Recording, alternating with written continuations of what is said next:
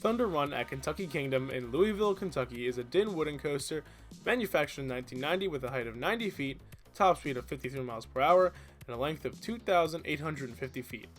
This coaster is very overlooked at the park due to Storm Chaser and Lightning Run being pretty much right next to it, and those are both two fantastic coasters filled with ejector airtime. However, I think this ride deserves a little bit more attention. To be honest, when I first visited Kentucky Kingdom, I've only heard negative things about Dinn coasters, and had never actually ridden one yet. The layout of Thunder Run really didn't interest me since it looked like nothing special, and is comparable to the Hurler coasters at Carowinds and what used to be at King's Dominion, which I've also heard pretty much nothing good about. The ride is located in the back of the park and is pretty much in the water park portion of Kentucky Kingdom. There is a slight western theme to the ride, but it's very loose and only really applied in the station. Hopefully you don't catch this ride on a busy day because unfortunately it only runs one train and the park only owns one train for this ride, I'm pretty sure.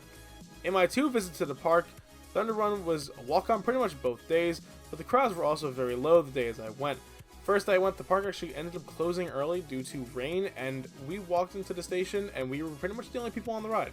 So that gives you perspective of how busy it was. The ride begins with a slow left turn out of the station into a 90-foot lift hill. After the lift, you cruise around a left-hand turn, putting you in the opposite direction, and head down the first drop.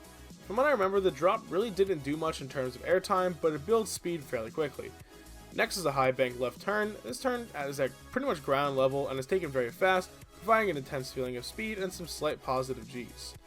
This turn is also very smooth for an element like this on an old wooden coaster, especially being built by Dinn.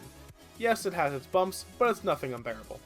Next up is, in my opinion, the best moment on the ride. The train rides up into a small speed hill that turns right in the process, and this hill gives strong ejector airtime with an abrupt jolt of laterals, forcing you to the left side of the train. I was not expecting this ride to have such strong airtime, but it keeps coming. The next two hills give very strong sustained floater airtime, and it hauls ass over these two hills too. Thunder Run starts strong, but the rest of the layout isn't really that great. Next up is an elongated left turn similar to the first turn after the first drop, and it doesn't really provide any force, but the pacing is kept so it still has a nice sense of speed. The ride twists out into a low banked right turn which provides some decent laterals, and then coasts along some straight track. Next up is a small bunny hill that provides a nice pop of airtime, which transitions into another 180-degree left turn, which provides some nice sustained laterals. One more bunny hill with weak floater airtime, another 180-degree left turn, and that coasts right into the brakes. This ride truly surprised me with the amount of airtime, relative smoothness for its age, and it was also standing but not operating for a few years, so that even surprises me even more. By no means is this the park's best coaster, but it certainly makes the top 3 coasters, which isn't much seeing that Kentucky Kingdom's lineup is pretty small, with only 2 other better coasters. However, in my opinion, this ride isn't something you should skip out on in fear of it being rough or boring, and I give it a 6.5 out of 10. In my opinion, this is also one of the better wooden coasters that I've ridden, being in the top half of my favorite wooden coasters list, and is in my opinion the best wooden coaster in the park, even over Kentucky Flyer, which is a brand new gravity grip wooden coaster with tons of little airtime pops.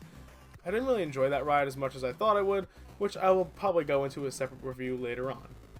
Thanks for watching, everybody, and I hope you guys enjoyed this review. Make sure to comment your opinion down on Thunder Run in the comments, and if you've ridden either of the Hurler coasters, make sure to tell me how they compare, because I've honestly seen the similarities in the layout. However, I've never really gotten a clear opinion or a clear statement on which one is better, because it seems like both of these rides have their fans. If you enjoyed the video too, make sure you guys leave a like to help out the channel and the video, and maybe even consider subscribing for more content just like this and other theme park related content. And once again guys, thanks for watching. I hope to see everybody in the next video.